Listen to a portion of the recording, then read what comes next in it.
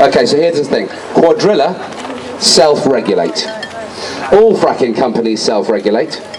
Apparently the industry is too new for external regulators to be able to know what they're doing. But Quadrilla already broke 2 of their 4 fracking wells in Lancashire, and they didn't disclose this for 6 months, continuing to frack when they knew it could cause toxic chemicals to leak into the aquifer, poisoning it forever. This is a 50% failure rate, right? 2 out of 4 wells. How is it that after this absolute breach of trust and legal obligation, they are allowed to do business in the UK at all? Answer: there has been no investigation, and they haven't even been asked to pay a fine, though they did get censured by the Advertising Standards Authority for making misrepresentations in their leaflets to local residents. Whoop-de-doo. Okay, now can I just have a big shout out from some people who might be here from the Filed. Get in there. Don't trust them. We love you, Lancashire. Lancashire, not Michelle. Yeah, absolutely. We are going to be connecting, as this gets bigger, we're going to be connecting with anti-fracking groups all over England. Because fracking is coming everywhere, and our numbers will grow, and they must. Here's why. The government insist that we need the gas. Now, did you know that energy companies in the UK have been patenting the only efficient wind turbine designs for years and deliberately holding them back? Yes way. The reason they do this is exactly the same as the iPad. What's his name who did the iPad? Steve Jobs. Steve Jobs. He designed the iPad 12 years ago.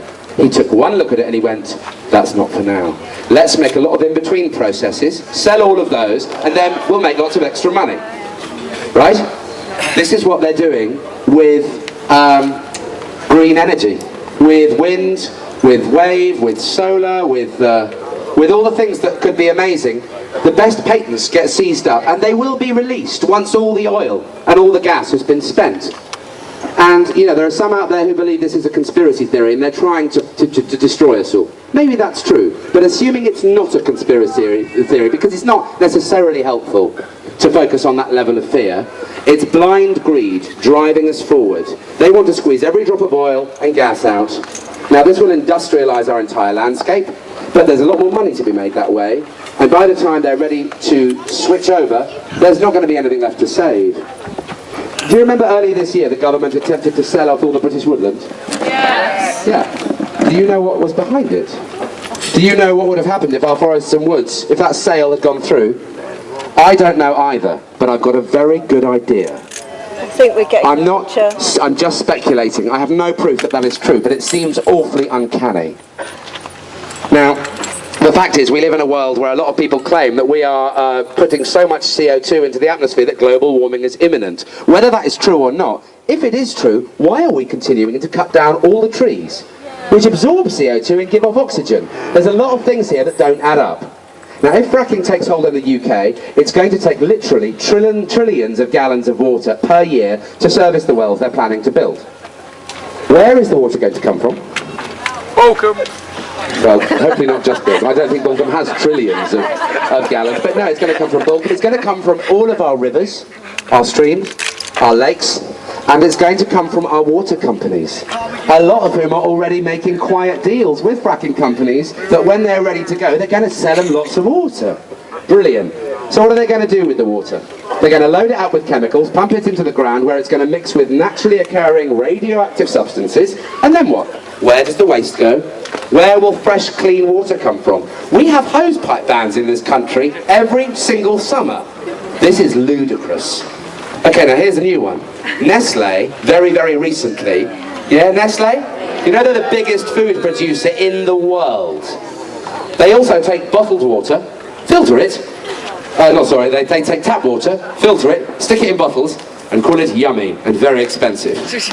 They take it from rivers and lakes. They already do. They already get that water from the same place frackers are planning to get water.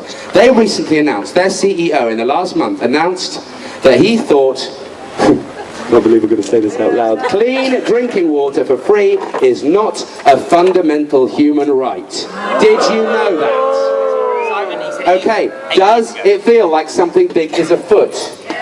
These people all know each other. I'm still not saying there's a conspiracy theory. I don't know half of what's going on behind these curtains, but I do know there are curtains. And I do know things are going on behind them, and so do you. Watergate, there you go. Now, Lord Brown, I'm sure people know this, but we'll skim it over anyway. BP chairman, ex-chairman. He's the chairman of Quadrilla. He's also the director of Riverstone Holdings, which is the venture capital company that gives Quadrilla loads of its money. And he's lead non-executive in the Cabinet Office as well, wielding vast influence and guiding the government's decisions in line with a corporate agenda. And he's been appointed by Balcombe's MP, Francis Maud, who was outside our village shop. That's who appointed him. Right, so he's got these three positions. Now, technically, a person can't even hold two of these positions and claim impartiality. It is impossible. He's got all three and says that there's no conflict of interests. And lots of people know, but it doesn't seem we can do anything about it. Right. Doesn't seem. But we are here today, and that's where things change. Anyway, we still need to go a little bit further into the dark, I'm sorry. I'm trying to make it light. Is everyone feeling okay with this? Yeah. Okay, great. Now, I discovered something really quite sinister and upsetting last week about our Environment Agency, which I would like to share with you. The first environment agency that came to the Earth was in the US. All other environment agencies globally have been modelled on that environment agency. Do you know what their job is? Just shout out. Protect the environment? Protect the environment?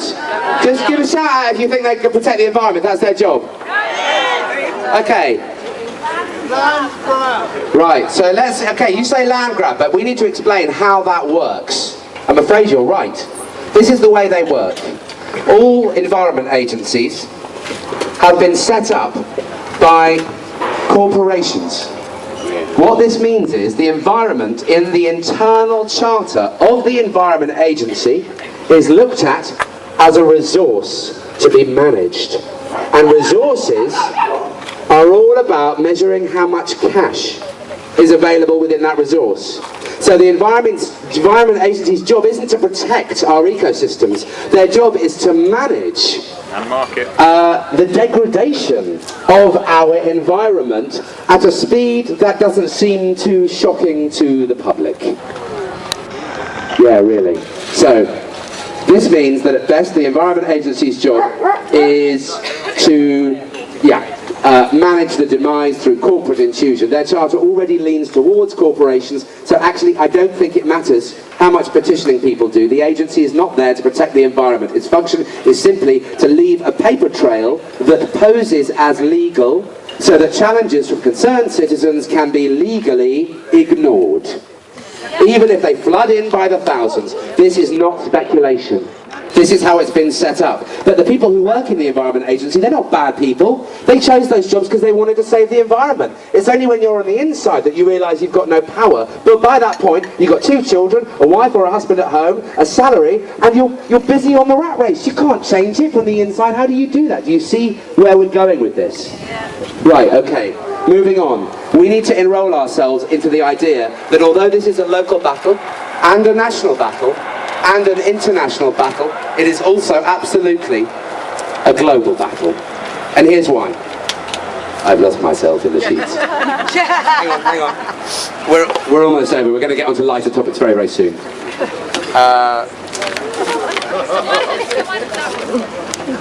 Okay. So fracking's being attempted all over Europe right now. People who understand what it's truly a part of are trying to resist it. That's us. Just give ourselves a little round of applause right now.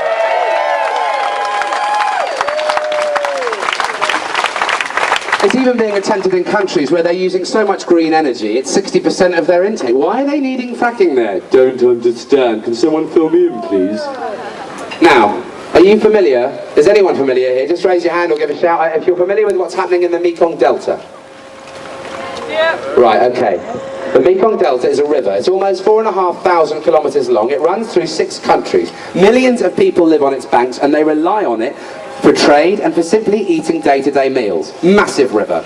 Right, Chinese banks and governments in the countries in question, and we're talking about Burma, Laos, Thailand, Cambodia and Vietnam, they're working together to force plans through the appropriate environment agencies against the wishes of millions of people to build massive billion-dollar hydroelectric dams which produce electrical power in exactly the same way that Kudrilla and our government are trying to produce gas through fracking.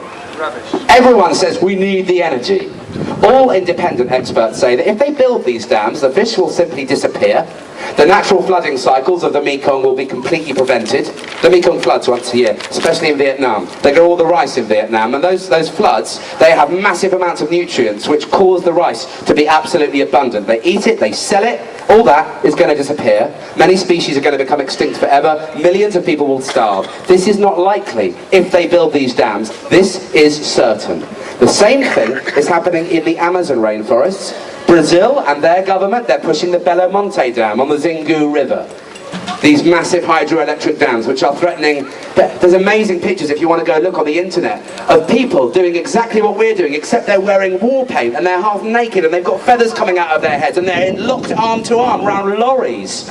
Except their police have batons and guns and pepper spray. Okay, listen, I know that the police don't always act as well as we'd like them to in our country, but if you look at the level of brutality that goes on in some of these other countries, we're actually very lucky that we get to express ourselves in this way. Some